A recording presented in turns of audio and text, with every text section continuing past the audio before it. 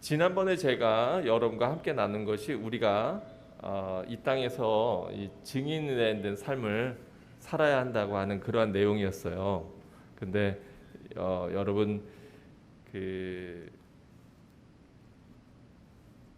지난 한 주간 동안 증인으로서의 삶을 잘 살고 살아내셨습니까? 때로 우리가 증거하고 사람들에게 그러면 어떻게 우리가 증인으로서의 삶을 살까라고 생각할 때 막연하고 막막할 때가 많이 있죠. 그래서 그거에 대해서 오늘은 함께 말씀을 나누려고 합니다. 과연 우리가 무엇을 어떻게 전할 수 있을까 이런 생각이 들 때가 많거든요. 그런데 오늘 본문에 보면 전도가 얼마나 쉬운지를 간단하게 예수님이 보여주고 계세요. 오늘 말씀의 제목이 뭡니까? 네, 와 보라, 와서 보라 그러한 말씀이에요. 그러니까 여러분이 다른 사람들에게 전할 것도 뭘 전하면 된다고요? 와 보라. 성경에 보면은 여러 가지 많은 말씀들이 나오지만 특별히 예수님께서 어떻게 사람들에게 전하셨는가를 우리가 성경을 통해서 살펴볼 수가 있습니다. 오늘 본문 내용을 좀 비춰주시면 좋겠는데요. 이튿날 요한이 자기 제자 중 두 사람과 함께 섰다가 예수께서 거니심을 보고 말하되 보라 하나님의 어린 양이로다 이렇게 얘기합니다. 그러자 두 제자가 그 말을 듣고 예수님을 어떻게 했어요? 따랐어요. 지금 누가 예수님에 대해서 증언한 거죠? 세례 요한이 자기 제자들에게 예수님에 대해서 증언했습니다. 그러자 그 말을 듣고 두 제자가 예수님을 따릅니다. 그때 세례 요한이 이 제자들에게 이야기한 내용은 뭡니까? 36절 말씀인데요. 우리가 다 함께 같이 읽어보겠습니다. 시작. 예수께서 거니심을 보고 말하되 보라 하나님의 어린 양이로다. 그러니까 여러분이 누구한테 증거하고 전할 때 뭐 얘기하면 돼요?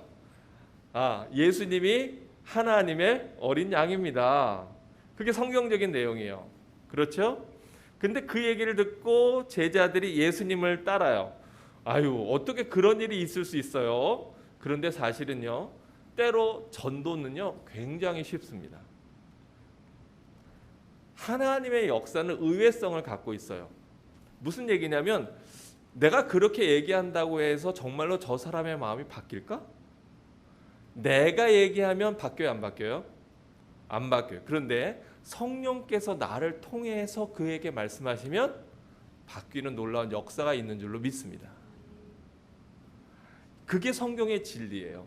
그래서 사도 바울은 뭐라고 얘기하냐면 내가 전도에 미련한 도를 가지고 사람들에게 증거한다 그렇게 얘기해요. 어떻게 보면 전도라고 하는 건 굉장히 그게 가능해? 라는 퀘스천이 들 만큼 단순하거나 또 사람들 보기에는 그런 미련한 말이 어디 있어? 라고 생각될지 모르지만 그러나 하나님은 그렇게 일하신다는 거예요. 그래서 그게 하나님 말씀의 하나님 역사의 의외성이에요.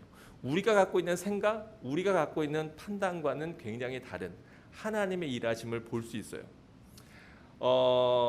여기 우리 그 박영란 성도님하고 나라가 있는데, 네, 우리 두 사람은 어떻게 해서 이렇게 하나님의 은혜의 바다로 들어오게 되었나요?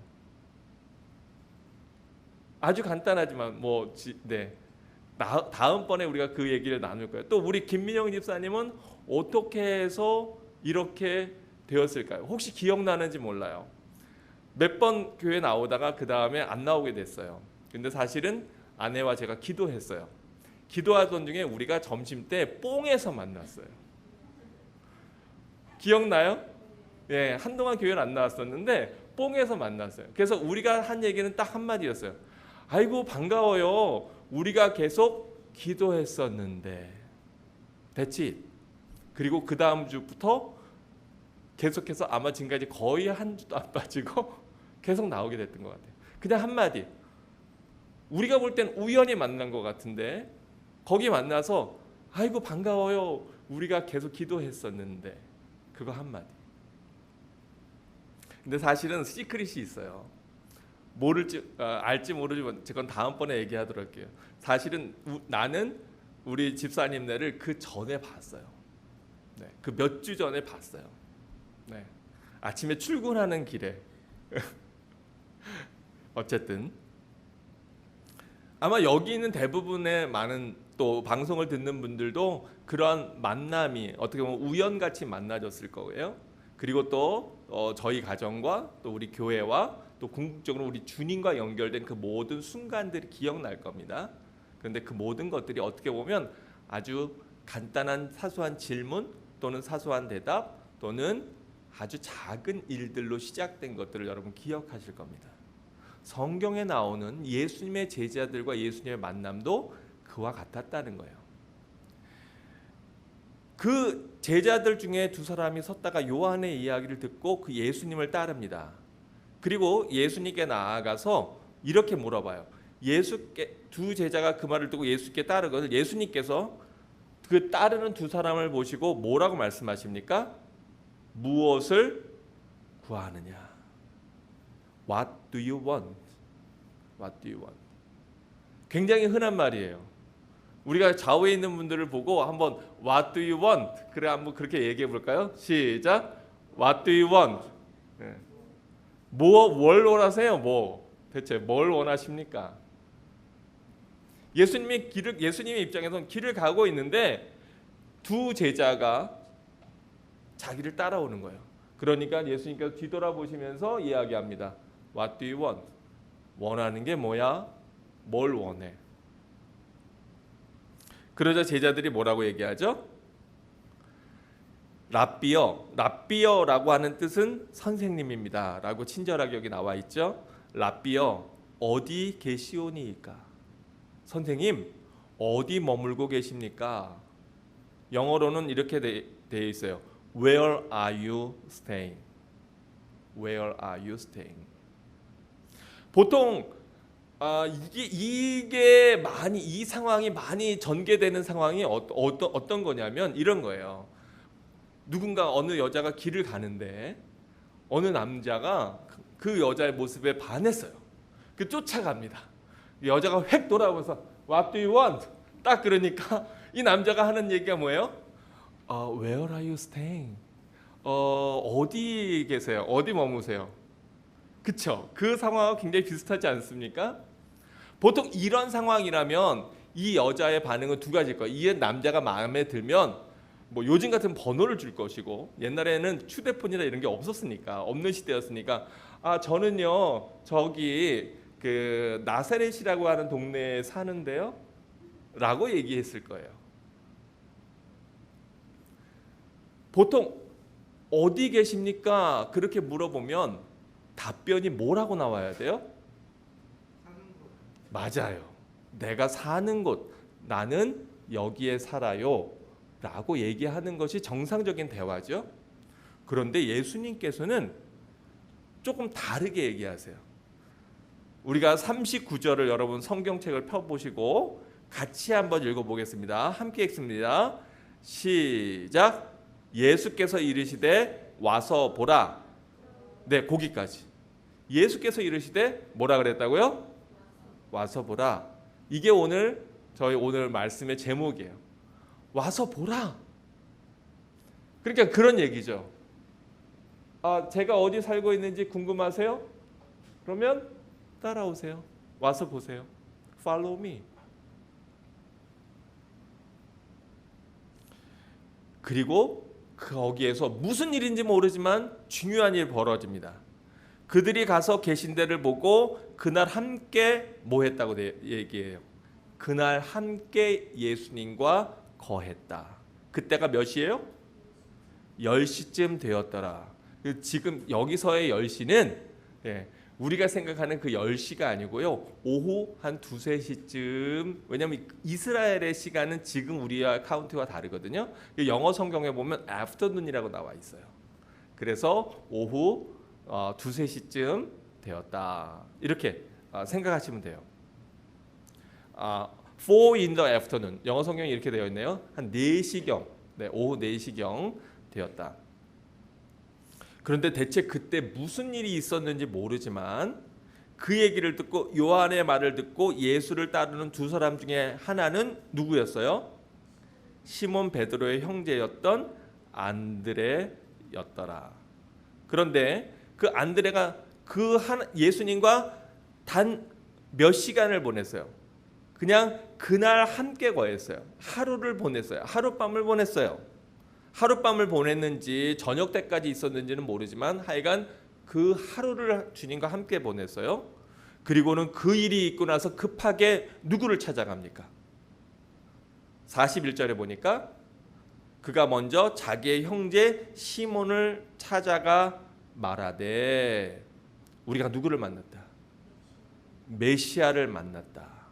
근데 메시아는 번역하면 그 뜻이 그리스도다. 여기에서 우리가 전도에서의 아주 중요한 것들을 볼 수 있어요. 요한은 자기를 따르던 가장 가까운 제자들에게 예수님에 대해서 증거했고, 그리고 그 이야기를 듣고 호기심을 가졌던 요한과 안드레가 예수님에 대해서 요 두 제자라고 제가 이름을 얘기하는데 그 두 제자는 누구냐면 세례 요한이 얘기할 때 그 얘기를 들었던 사도 요한 그리고 안드레였어요. 근데 이 사도 요한과 안드레의 특징이 있어요. 둘 다 누구가 있다는 거, 패밀리 중에 누가 있다는 거, 형제가 있다는 거. 그 형제들이 다 보통 보면은 야고보와 요한과 야고보라고 이야기하지 않고 야고보와 요한이라고 얘기해요. 그런 걸 보면 누가 더 형일 것 같아요? 야고보가 형이고 요한이 동생이었을 거예요. 또 여기 보니까 세베대의 아들 세베대의 아들 야고보와 요한이고 죄송해요. 그리고 요한의 아들 시몬. 그런데 나중에 그 이름이 베드로가 되는 시몬이 나와요. 그러니까 안드레와 시몬도 형제죠. 그래서 이제 베드로라고 얘기할게요. 베드로에게 달려간 거예요. 시몬에게 그 이전의 이름이 시몬에게 달려간 거예요. 즉 누구에게 가서 자기가 만난 예수님을 전했어요? 맞아요. 자기의 형제들에게. 그런 걸 보면 이 전도라고 하는 것이 누구에게서 이렇게 서로 전해지는구나. 가장 가까운 가족. 사도 요한이 세례 요한이 제자들에게 그리고 또 그 예수님을 만난 제자들은 자기 형들에게, 자기 형제들에게, 자기 가족들에게. 그러니까 우리가 전도의 대상을 삼을 때 가장 먼저 우리가 그 대상자로 삼아서 전도하기에 가장 쉬운 또는 가능성이 많은 상대들은 누굴까요? 가족이에요. 그래서 여러분 가족 가운데 아직도 주님을 온전히 알지 못하는 분들이 있다면 그 가족들을 놓고 여러분 기도하셔야 돼요. 기도할 때, 그럴 때 여러분이 생각하지 못했던 그러한 놀라운 일들이 벌어지는 거예요. 기도하지 않으면 사실은 그 일이 벌어질지 안 벌어질지 저는 개런티를 못해요. 그러나 확실한 건 기도하면 역사가 일어납니다. 그거 믿으셔야 돼요. 저희가 우리 나라네를 어디서 장소에서 만나고 그 짧은 순간 기도했어요. 만나서 교회에 대한 이야기를 하게 되고 제가 전도지 있는데 전도지 갖다 드릴게요. 그리고는 급하게 호텔방에 올라가서 아내와 거기 있던 장인어른 장모님에게 얘기했고 그리고 같이 내려오면서 기도했어요. 마음에. 하나님, 딴 거 기도한 게 아니에요. 우리 교회 나오게 해주세요. 이게 아니었고요. 하나님 만나게 해주세요. 이 사람들 하나님 만나게 해주세요. 그리고 제가 한 건 교회 주보 하나 전해준 것밖에 없었어요. 그거 가지고 전도가 될까? 그거 가지고 이 사람들이 이 가정이 하나님을 만날까? 네, 그 스토리는 다음 주에 하도록 하겠습니다. 자기의 형제 시몬을 찾아서 말하되 그런데 뭐라고 고백합니까? 누구를 만났다고 지금 안드레가 자기 형에게 얘기하죠? 메시아를 만났다. 우리가 메시아를 만났다. 여러분 이거 쉬운 얘기 아닙니다. 쉬운 얘기 아니에요. 메시아라고 하는 자는 누구냐면 하나님이 이 땅에 보내기로 약속하신 구약에 약속된 선지자입니다. 이 세상을 변화시키고 세상을 구원할 구원자예요. 그런데 그 안드레가 단 하루 예수님을 만나고 나서 그리고 나서 그 확신을 갖고 그리고 베드로에게 자기 형에게 내가 바로 그 메시아를 만났다고 전하는 거예요. 과연 무슨 일이 있었기에? 과연 어떠한 일이 있었기에? 성경을요 깊이 들여다보면 참 재밌는 게 있어요. 뭐냐 하면 이렇게 얘기했을 때 베드로가 예수님께 나옵니다. 42절에 보면 이렇게 되어 있어요. 데리고 예수께 오니 예수께서 보시고 이르시되 내가 요한의 아들 시몬이구나. 그러면서 그에게 장차 게바라 하리라 그렇게 얘기했는데 이 게바라고 하는 말은 아람어입니다. 아람어는 그 당시에 그 지역에서 쓰던 원래 이스라엘 말이 있었는데 히브리어가 있었는데 히브리어가 로마의 식민지로 또 여러 나라의 식민지로 오랫동안 살면서 나라를 잃어버리고 나서 자기의 언어를 잃어버렸어요. 그리고 그 당시에 이스라엘에 있던 사람들은 그 지역의 언어인 아람어를 썼습니다. 그리고 신약 성경은 그리스어로 기록되었어요. 그래서 게바라고 하는 말은 케파스라고 하는 것인데 이거는 아람어고 그 다음에 피터, 베드로. 사실 피터는 영어예요. 네. 그리고 원래 언어는 페트로예요. 페트로인데 페트로는 어디서 왔느냐? 페트로는 여러분 페트론이라고 하는 정유회사를 아십니까?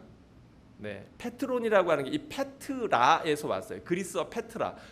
그리스어 페트라가 뭐냐면 커다란 안반, 반석 이거를 페트라라 그래요. 근데 왜 석유를 페트라라고 할까요? 왜냐하면 커다란 안반 밑에 저장되어 있는 석유를 구하기 위해서는 이걸 뚫고 이 안반을 뚫고 밑에서부터 기름을 뽑아냈기 때문에 그래서 이 페트론이라고 하는 그 석유 제품을 페트론이라고 하는 이름을 붙이게 된 거예요. 바로 그 피터에게 가서 피터라고 하는 이름을 줍니다. 근데 여기에서 사실은 나오지 않는 부분이 있는 게 뭔지 아세요? 베드로가 이렇게 예수님을 한번 딱 만나고 그리고 나서 바로 예수님을 따랐죠. 그랬을 것 같으세요? 사실은 아니에요. 목사님 그걸 어떻게 알아요? 제가 성경이 참 재미있다라고 표현한 건 다른 복음서를 보면 알아요. 베드로가 완전히 주님 앞에 마음이 바뀐 건 언제입니까? 네, 이 일이 있고 나서도 시몬 베드로는 예수님을 계속 제자로 따른 것이 따랐을까요? 아니면 아니었을까요? 아니었어요. 아닌 걸 어떻게 알아요? 맞아요. 다른 복음서에 보면 시몬 베드로가 갈릴리 바닷가에서 뭐 하는 게 나와요? 물고기 잡는 내용이 나와요. 베드로가 예수님을 만났고 예수님께서 반석이라 물론 이제 이것이 그러니까 여기는 이 요한복음에 이 내용이 아주 짧게 나와 있는 거예요. 왜냐하면 요한복음은 복음서 중에 제일 나중에 쓰여졌고 이미 다른 복음서들을 통해서 중요한 내용들은 사람들이 알고 있었기 때문에 그러한 부분들은 많이 생략했을 수 있어요. 무슨 얘기냐면 베드로는 자기 동생 안드레가 이야기했지만 그 즉시 예수님을 따라 나선 것이 아니라 그냥 자기의 원래 일을 그대로 계속해서 반복하고 있었어요. 우리가 잘 아는 대로 바닷가에 나가서 밤이 새도록 그물을 던졌지만 물고기를 몇 마리 건졌나요? 한 마리도 못 건졌어요. 물고기를 한 마리도 못 건졌어요. 그래서 이제 다 지쳐서 들어오려고 할 때 예수님께서 뭐라고 말씀하십니까? 저기 깊은 데로 가서 그물을 던져라. 그래서 그물을 던졌더니 굉장히 많은 물고기를 잡게 돼요. 그런데 그 많은 물고기를 잡고서 베드로가 고백한 건 예수님, 제가 예수님을 따르겠습니다 라고 고백했을까요? 아닐까요? 아니에요. 그 모든 일들을 통해서 베드로가 깨달았던 건 뭐냐면 내가 얼마나 죄인인가를 깨닫고 예수님 앞에 꿇어 엎드려 주여 나는 죄인이로소이다 나를 떠나소서. 주님 나는 너무나 주님 앞에는 자격이 없는 그러한 존재입니다. 왜 제 앞에 오셔서 저를 이렇게 힘들게 하십니까? 여러분 왜 베드로가 그렇게 얘기했을까요? 거기에는 굉장히 많은 의미가 담겨 있어요. 성경을 자세히 봐야 된다 그랬잖아요. 요한과 야고보의 집은 그 당시에 꽤 부자였던 걸 알 수 있습니다.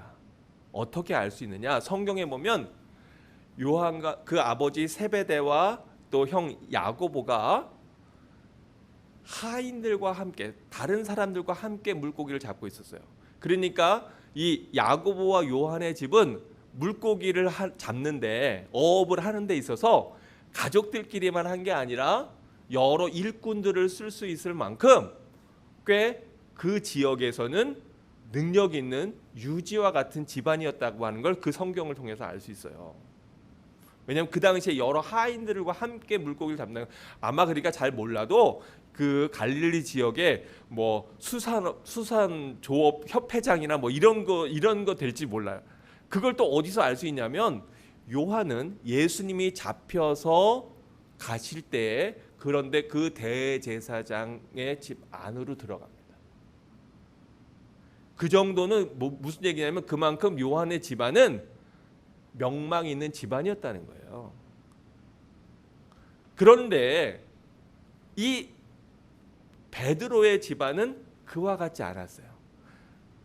베드로의 아버지는 이름은 요한이에요. 왜냐하면 누구의 아들 시모나 이렇게 부르니까 요한의 아들 시모나. 그래서 우리가 뭐라 그러냐면 바요나 시몬 이렇게 얘기해요.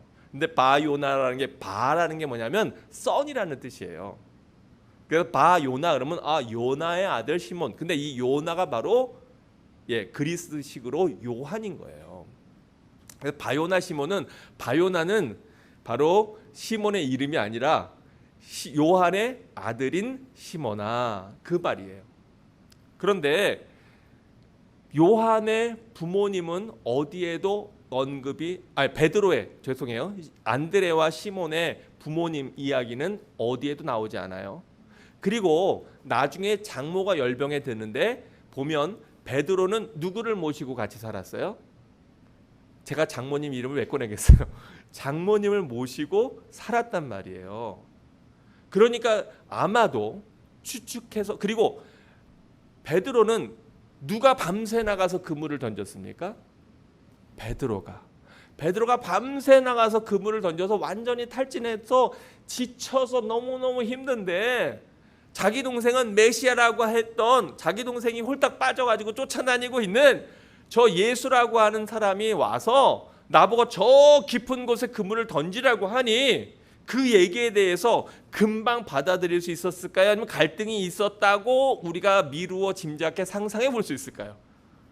제가 왜 이렇게 어렵게 얘기하냐면 왜냐하면 성경에 그 부분이 나와 있지는 않으니까 우리의 상상력을 동원해야 되기 때문에 그래요. 그런데 아마도 요한이 주여 나는 죄인이로소이다 나를 떠나소서라고 얘기할 때는 처음에 예수님이 그 얘기할 때 언뜻 쉽게 받아들이기 어려웠을 수 있어요. 왜냐? 당신은 목수. 내가 어부요. 내가 평생이 갈릴리 바다에서 물고기 잡던 사람이요. 참 그런 전문성으로 따지자면 당신보다 내가 훨씬 더 전문가인데 그런데 당신한테 나한테 이래라 저래라 해? 라는 생각이 여기까지 올라왔지만 그러나 말은 못하고 뭐라고 얘기합니까? 내가 던지겠다. 왜냐하면 당신이 그렇게 말했으니까. 성경에 보면 그렇게 나와 있어요. 말씀에 의지하여 내가 행하겠습니다. 내 생각은 다르지만 내 뜻은 다르지만 하여간 예수님이 이렇게 말씀하시니까 내가 한번 해보기는 해보겠소이다. 이런 마음이 여기까지 올라왔는지 몰라요.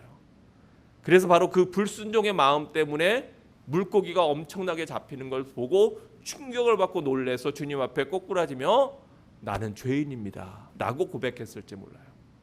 또 하나의 상상, 좀 전에 얘기한 것처럼 야고보와 요한의 집안은 그래도 집안이 괜찮은 형편이었지만 아마도 베드로의 집안은 그렇게 넉넉한 형편은 아니었을 거예요. 그러면 우리가 상상해 보면 부모님도 아버지 이름도 안 나와, 또 자기가 가장이야, 맏형이야. 저 철없는 안드레는 뭐 이 요한 세례 요한도 쫓아다니고 여기저기 쫓아다니지만 나는 지금 당장 내 식구들과 심지어는 처가 식구들, 내가 장모님까지 먹여 살려야 되는, 어려서부터 생계에 나선, 젊어서부터 생계에 나선, 내가 일하지 않으면 가족들이 다 생계가 막연한 그러한 가장이란 말이에요.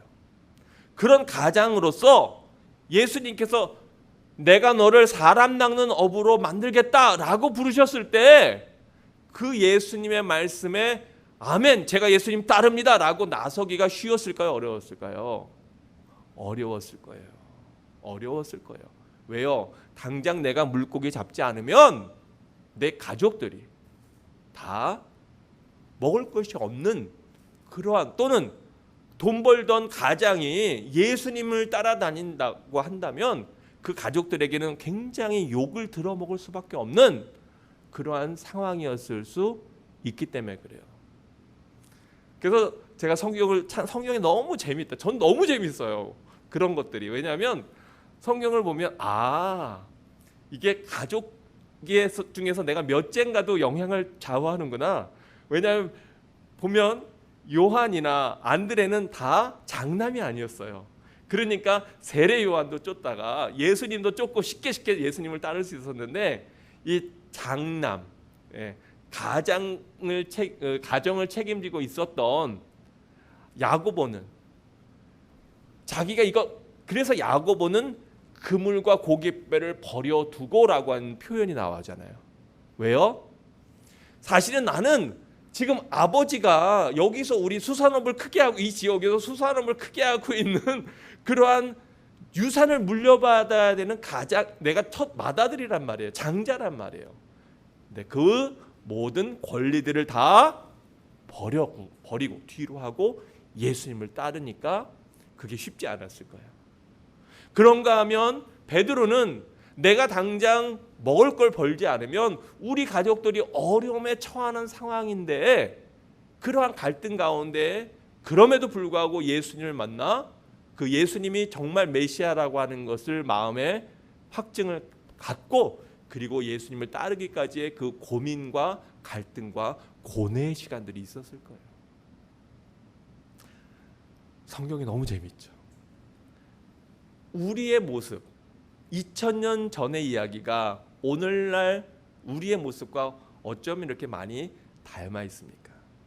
또 어떤 제자들은 이렇게 바로바로 예수님이 만나면 바로 쫓기도 했지만, 야고보나 또 베드로처럼 사실은 예수님을 따르는 데는 많은 갈등과 또 많은 마음속의 고민들을 담은 채 예수님을 따르는 결단을 뒤늦게 한 제자들도 있었다고 하는 사실이에요.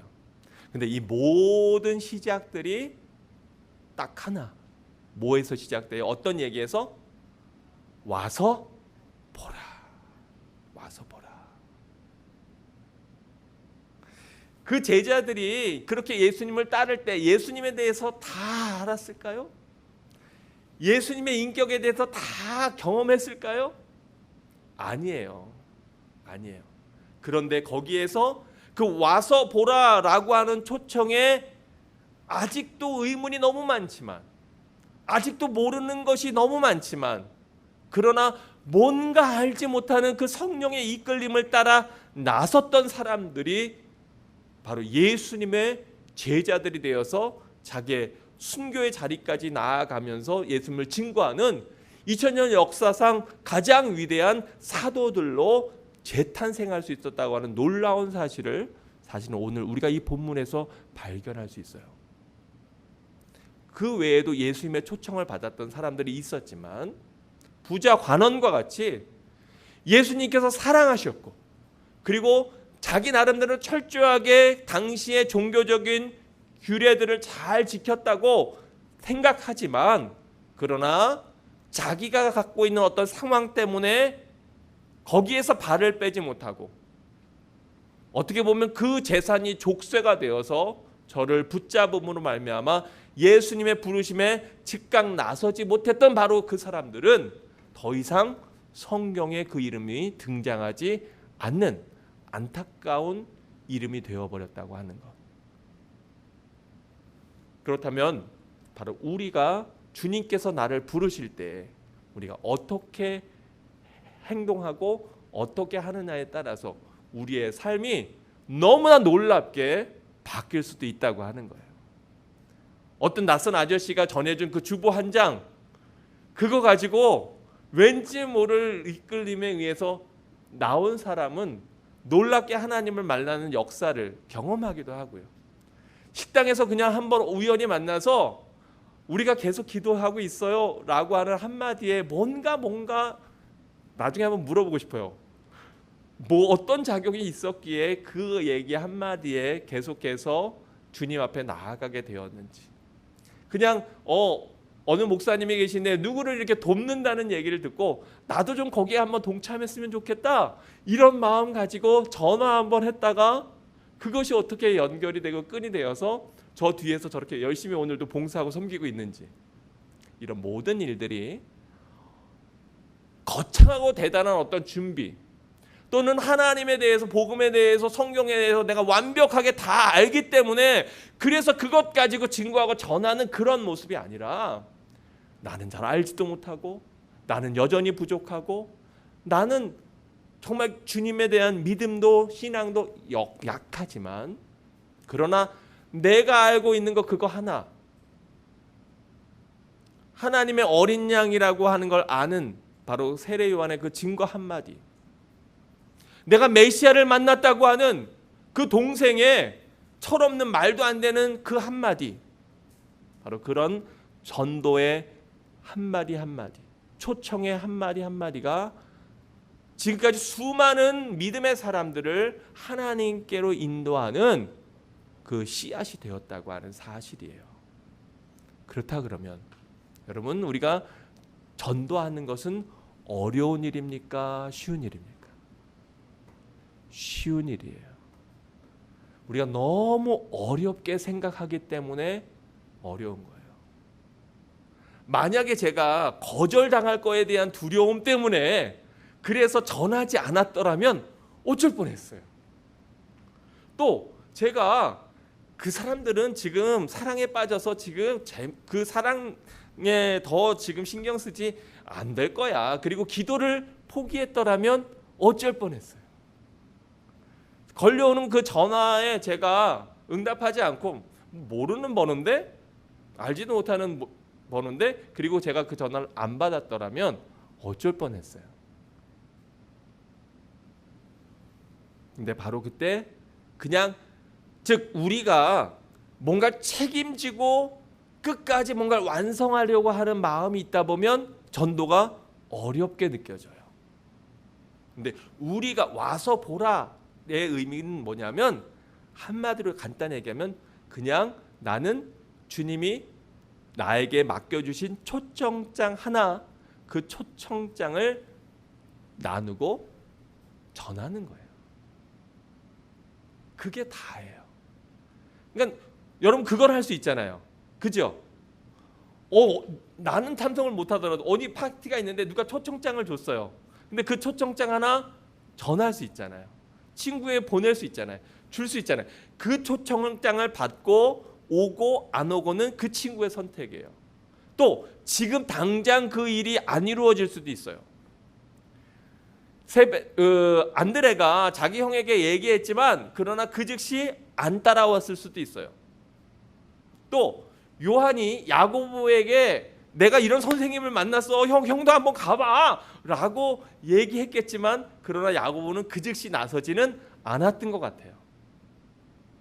그러나 그런 것들이 쌓여지면, 그러면 그 초청이 계속해서 되어질 때 언젠가는 우리가 생각하지 못했던 하나님의 성령의 역사가 그 안에서 일어난다고 하는 사실을 우리가 알 수 있는 거예요. 사실 오늘 본문에서 제일 처음에 출발점이 되었던 예수님의 첫 제자인 요한과 안드레가 예수님에 대해서 처음 들었던 건 아니에요. 사실 요한과 안드레도 그냥 아무 생각 없이 있는데 그냥 선생님이 세상 죄를 지고 가는 어린 양을 보라 그 한마디 했다고 쭉 따라간 게 아니었다는 거예요. 그 이전에 사전 작업이 있었어요. 그래서 보면 우리가 살펴보면 29절을 보세요. 이렇게 되어 있습니다. 이튿날 요한이 예수께서 자기에게 나오심을 보시고 보라 세상 죄를 지고 가는 하나님의 어린 양이로다 이렇게 얘기하고요. 30절에 보니까 내가 전에 말하기를 내 뒤에 오는 사람이 있는데 나보다 앞선 것은 그가 나보다 먼저 계심이라 한 것이 이 사람을 가리킴이라. 그러면서 31절 계속해서 예수님에 대해서 뭐 하는 것이 나와요? 증거하고 있는 것이 나와요. 세례 요한도 예수님을 다 알지 못했어요. 심지어 세례 요한도요 나중에 예수님에 대해서 예수님이 정말 그분이신가라고 하는 퀘스천이 드는 걸 우리가 성경을 읽다 보면 나옵니다. 왜냐하면 요한이 감옥에 갇혀서 죽기 직전이 되었을 때 자기의 제자들을 보내서 예수님께 이렇게 물어봐요. 당신이 정말 내가 기다리던 그분이 맞습니까? 이렇게 물어봐.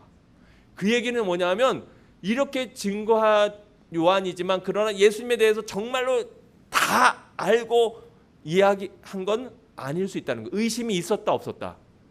요한의 마음에도 의심이 있었다는 거예요. make sure 하지 못하는 뭔가가 있었기 때문에 바로 자기가 목이 달아나기 그 직전에 헤로드의 감옥에 갇혀 있으면서 자기 제자들을 보내서 당신이 정말 내가 기다리던 그분 맞지요? 내가 당신을 위해서 내 목숨을 버릴 건데 내가 이게 곧 죽게 되는데 내가 내 제자들까지 다 당신을 따르도록 했는데 당신이 그분 맞죠? 라고 하는 마지막 질문을 예수님께 드려요. 그때 예수님이 뭐라고 답변하신지 기억하세요? 가서 어떤 일들이 일어나고 있는지를 얘기해 줘라. 예수님은 그 얘기하세요. 즉 뭐예요? 보면 알아. 와서 보면 알아. 내게 와서 너가 다 몰라도 너가 다 이해하지 못해도 너가 다 깨닫지 못해도 그래도 바로 그 주님께로 나아가서 우리 예수님께로 나아가서 그분과 동행하고 그분의 말씀을 듣고 그분에게 기도하면 그러면 알게 돼. 뭘 알게 돼요? 바로 예수 그리스도는 살아계신 하나님의 아들이시요 독생자시라는 것, 우리의 구세주라고 하는 것을 알게 된다고 하는 선포를 하고 있는 거예요. 세례 요한은 계속해서 예수님에 대해서 증거합니다. 32절에 보니까 요한이 또 증언하여 이르되, 그러니까 한 번 얘기한 게 아니에요. 계속해서 예수님에 대해서 자기 제자들에게 증거했어요. 내가 보매 성령이 비둘기같이 하늘로부터 내려와서 그 위에 머물렀더라. 그리고 33절에 보면 아주 상징적인 의미심장한 얘기를 합니다. 나도 그를 알았대요, 알지 못했대요? 나도 저를 예수님을 알지 못하였으나 그러나 나를 보내어 물로 세례를 베풀라 하신 그분은 누구세요? 성부 하나님. 하나님께서 바로 그이가 나에게 말씀하실 때 성령이 내려서 누구 위에든지 머무는 것을 보거든 그가 곧 성령으로 세례를 베푸는 이인 줄 알라 하셨기에 34절 중요합니다. 다시 같이 읽어봐요. 시작. 내가 보고 그가 하나님의 아들이심을 증언하였노라. 그러니까 세례 요한도 누가 메시아신지 알았어요? 몰랐어요? 몰랐어요. 예수님이 메시아신지 몰랐어요. 다만 하나 아는 것은 세례 요한은 하나님으로부터 말씀을 들었어요. 계시를 받았어요. 뭐냐? 성령이 내려서 바로 그 위에 머무는 바로 그 자가 메시아다 라고 하는 것을 알게 되었어요. 그런데 바로 예수님께서 세례 요한에게 나와서 세례를 받는 그때에 성령이 비둘기와 같이 그의 위에 머물면서 이는 내 기뻐하는 자요 내 사랑하는 자라고 하는 말씀을 듣고 바로 이분이구나. 바로 그때 깨달은 거예요. 그래서 34절에 보니까 33절에는 나도 그를 알지 못하였으나 라고 시작하는데 34절에는 내가 뭐하고? 내가 보고. I have seen. 내가 보고. And I testify. 내가 증거한다. 그러니까 여러분이 나아가서 전할 거는 기독교에 2000년 동안 누적된 그 어마어마한 기독교 진리에 대한 깊은 그 대단한 진리의 기본 원리가 아니에요. 바로 여러분이 여러분의 형제 자매들에게, 여러분의 친구에게, 여러분의 친척들에게, 여러분의 가장 가까운 분들에게 가서 전할 건 뭐냐면, 내가 예수님을 만나고 내가 예수님께 가서 내가 예수님과 호흡하고 내가 말씀을 깨닫고 내가 보니 바로 예수님은 이런 분이시구나. 바로 예수님은 내 삶을 이렇게 바꾸셨어. 즉 여러분이 경험한 바로 그것, 여러분이 알고 있는 그것, 1부터 예수님에 대한 정보가, 예수님에 대한 사실이 1부터 10,000, 만 가지라면 나는 지금 딱 1 또는 2밖에 몰라. 하나나 둘밖에 몰라. 그런데 내가 가서 전할 건 뭐예요? 바로 그 하나나 둘, 1이나 2, 바로 그것, 아주 작은 것, 그냥 내가 아는 것. 내가 예수님을 만났는데 나도 그분을 다 모르지만, 나도 성경을 다 이해하지 못하지만 바로 그거, 그 작은 것, 내가 경험한 예수님, 내가 만난 예수님, 내 안에서 역사하시는 예수님, 나를 바꾸신 예수님, 바로 그거 증거하고 전하면, 그러면 나는 사명을 다한 거예요. 만약에 여러분이 내가 아직 부족한데 라는 생각에 빠져 있다면 여러분은 절대로 복음을 다른 사람에게 전할 수 없습니다. 왜요? 여러분 스스로 여러분 자신에게 만족스러운 날이 이 땅에서 올까요? 안 올까요? 네. 제가 평생 목사로 사는데도 여전히 저는 제가 불만족스럽습니다. 뭐 여러분도 저가 불만족스러울 수도 있겠지만 여전히 저는 예수님에 대해서 모릅니다. 여전히 저는 성경에 대해서 배울 것이 너무나 많습니다. 여러분이 충분히 알고, 충분히 내가 자격을 갖췄다고 생각하고, 충분히 내가 이 정도면 괜찮지라고 할 그날은 절대로 이 땅에서 오지 않습니다. 연약하면 연약한 대로, 부족하면 부족한 대로, 내가 100개 중에 하나 아는 것이 아니라 100개 중에 하나면 그나마 1%라도 되지.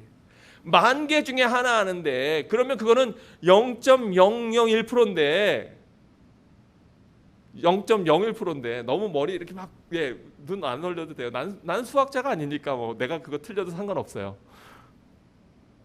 그 0.001% 하나 아는 거, 그거 하나라도 내가 전하면 그 다음엔 누가 일하셔요?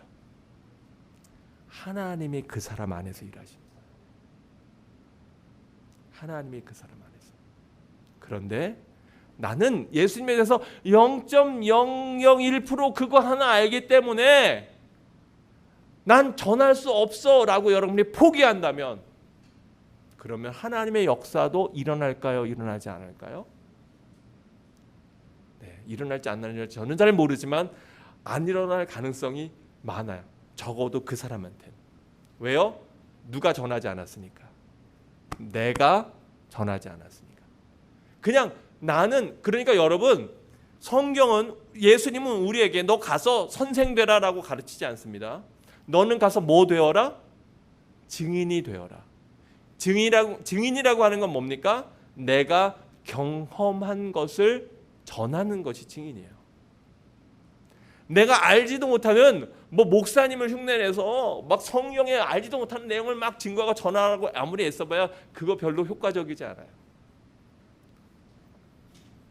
가서 선생 되는 것이 아니라 나는 증인 되는 삶을 사는 것, 그게 바로 우리가 할 일입니다. 그게 바로 우리의 사명이에요. 성경에 나오는 전도의 방법들을 한번 살펴볼까요? 성경에 나오는 전도의 방법들이요, 아주 대단하게 어렵고 막 그런 것들이 아닙니다. 여기 내용에 보면 요한복음 4장은 예수님과 수가성 사마리아성 여인의 우물가에 나왔던 여인의 대화에 나옵니다. 그런데 그때는 예수님께서 무엇으로 전도하십니까? 대화로, 말로, 대화를 통해서 그냥 서로 그 여인과 낯선 여인과 예수님이 대화를 통해서 전도가 됩니다. 그런가 하면 세례 요한은 오늘 우리가 본 본문인데 제자들에게 예수님을 모함으로 전도가 됩니까? 제자들에게 예수님을 소개함으로 저분은 이런 분이셔 라고 이야기하는, 보라 하나님의 어린 양이로다, 너희 눈으로 봐, 보라, come and see 같이 연결되잖아요. 그죠? 주님께로 나아가봐, 그러면 너는 you will see, 너는 보게 될 것이다. 그리고 그 예수님을 따랐던 그 한나절 동안에 바로 안드레와 요한은 이분이 진짜구나, 이분이 예수님이구나 라고 하는 걸 알게 되죠. 그리고 그걸 알게 된 안드레는 오늘 본문에 나와 있는 것처럼 자기가 경험한 그 사실, 자기가 알게 된 그 사실을 누구에게 전합니까? 자기 형인 베드로에게 전합니다. 그리고 또 다음 주에 볼 내용인데 바로 그 빌립은 빌립은요 우연히 예수님을 만나게 돼요. 예수님이 빌립을 그냥 부르십니다. 근데 빌립은 그 자리에서 예수님을 따라갑니다. 그리고 바로 그 빌립이 자기 친구인 나다나엘에게 이것을 전하는데요. 네, 빌립은 또 사마리아 여인, 그래요. 오늘 다 오픈하자고요. 이 빌립과 사마리아 여인이 공통적으로 자기 동네 사람들에게 또 친구인 나다나엘에게 한 이야기가 뭘까요? Come and see. That's it. 와서 봐. 그거였어요. 그래서 다음 주에는 와서 보라 2편이 준비되어 있습니다.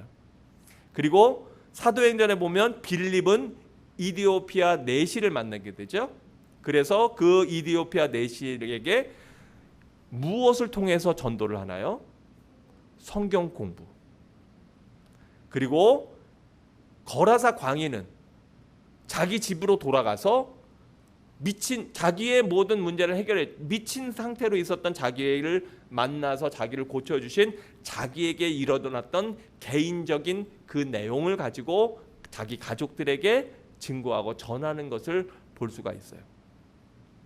그래서 거라사 광인의 내용에 보면 이렇게 나와 있어요. 그 밑에 마가복음 5장 20절에 보면 그가 가서, 여기서 거라사 광인을 얘기하는 거예요. 그가 가서 예수께서 자기에게 어떻게 큰 일을 행하셨는지를 데가볼리에 전파하니. 자기가 살던 동네에 가서 예수님이 자기에게 어떻게 큰 일을 행하셨는지 전한 거예요. 그러면 여러분도 여러분 친구들에게, 여러분 주변의 사람들에게, 가족들에게, 아빠에게, 또 주변에 있는 사람들에게, 아직 주님을 알지 못하는 사람들에게 내가 가서 전할 일은 뭐예요? 예수님이 어떻게 큰 일을 내게 행하셨는지. 그리고 그거에 대해서 여러분 걱정할 필요 없어요. 염려할 필요 없어요. 또 그거 판단할 필요 없어요. 내가 이렇게 얘기하면 분명히 나보고 미쳤다고 할 텐데,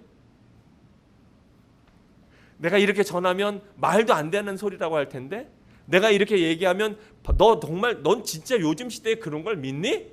이렇게 오히려 반박할 텐데, 이거 염려할 필요가 있어요, 없어요? 없어요. 왜냐? 그거는 나의 영역이 아니에요. 내가 그 사람의 마음을 어떻게 바꿉니까? 여러분 자식의 마음을 바꿀 수 있어요? 해보세요. 못 바꿔요. 내가 내 딸의 마음을 바꿀 수 있을까요? No. 전 이미 진작에 그거 불가능하다는 거 이미 알았습니다. 다만 나는 내 마음을 바꿀 수 있어요. 솔직히 얘기하면 내 마음도 못 바꿀 때가 많아요. 내가 아무리 살아간다고 내 남편의 마음을 바꿀 수 있습니까? 내가 아무리 살아간다고 내 아내의 마음을 진짜 바꿀 수 있습니까? 물론 일시적으로 계속 바가지 긁고 쫄르면 바꿀 수 있을지 모르지만 그건 일시적인 거고, 정말로 주님을 따르는 놀라운 진리 안에 발견되는 역사들은 내가 할 수 있는 것이 아니에요. 그러니까 내가 그걸 걱정한다고 하는 것은 다른 얘기로 하면 그것은 내가 할 수 없는 일에 대한 걱정을 하는 나의 교만이에요. 다만 내가 할 일은 가서 전하면 되는 거예요. 가서 전하는 내용도 아주 간단해요. 뭐만 전하면 돼요? 와서 보라. 너 못 믿겠어? 와서 봐. 와서 봐.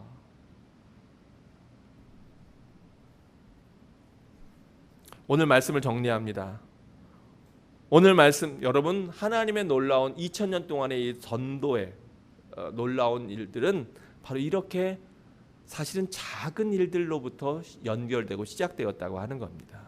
오늘 요한복음 1장이 바로 그 시작점을 우리에게 밝혀주고 있는 거예요. 사도 요한은 제자들에게, 즉 안드레와 요한에게 이렇게 얘기합니다. 같이 읽어보죠. 큰 소리로 읽습니다. 시작. 예수께서 건의심을 보고 말하되 보라, 하나님의 어린 양이로다. 그 얘기를 듣고 예수님을 따랐던 안드레는 자기 형제 시몬 베드로에게 가서 요한복음 1장 41절에 다음과 같이 이야기합니다. 함께 큰 소리로 읽어봅니다. 시작. 시몬을 찾아 말하되 우리가 메시아를 만났다 하고 데리고 오니. 바로 그 예수님은 빌립에게 다음과 같이 요한복음 1장 43절에서 말씀하고 있습니다. 함께 했습니다. 시작.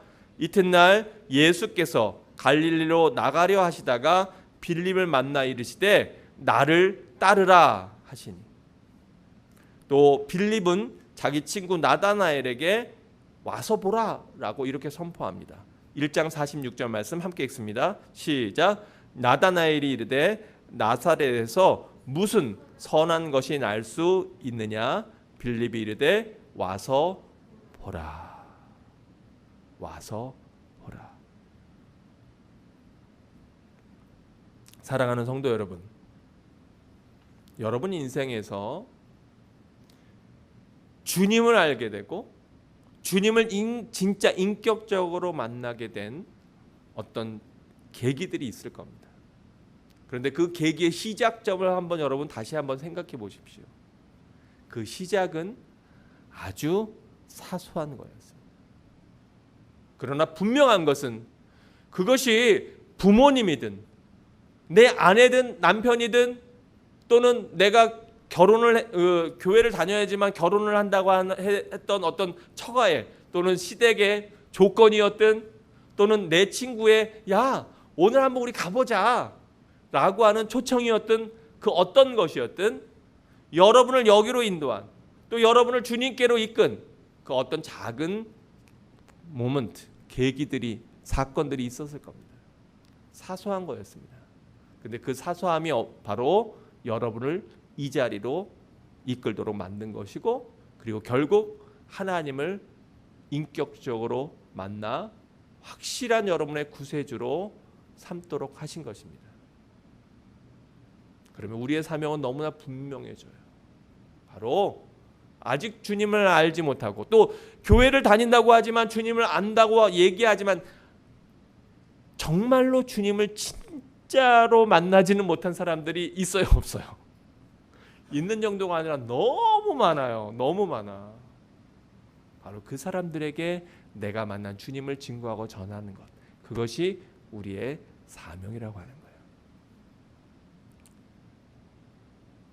오늘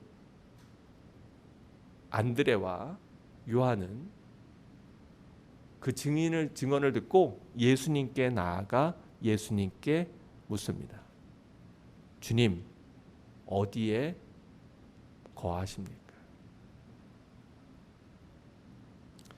요한과 세베대는 장소를 얘기했지만 어떤 공간적인 질문을 했지만 그러나 예수님은 그 와서 보라고 하는 대답에 나 어디 살아라고 대답하지 않고 죄송해요. 어디 사시냐고 묻는 그 질문에 대해서 예수님은 장소를 얘기하지 않고 와서 보라라고 하는 명령을 내리십니다.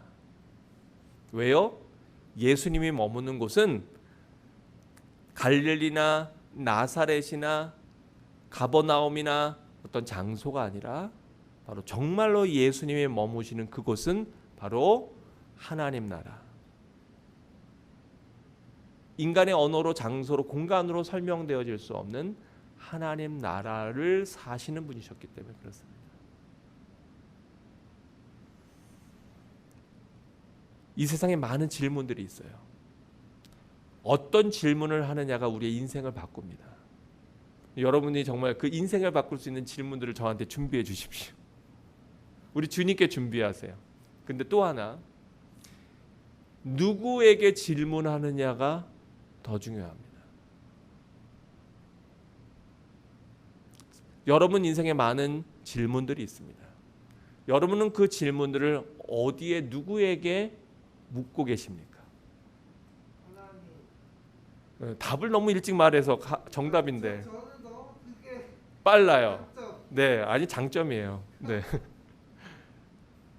제가 오늘 말씀을 마치면서 여러분 중요한 얘기예요. 여러분은 여러분 삶의 문제를 누구에게 질문하고 있습니까?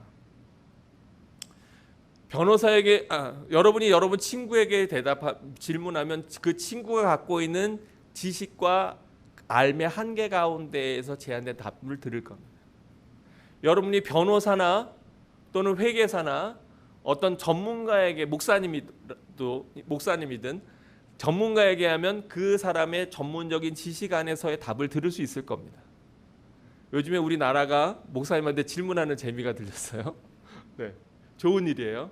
그런데 보다 더 궁극적으로 사람에게 질문하면 사람의 대답을 듣습니다.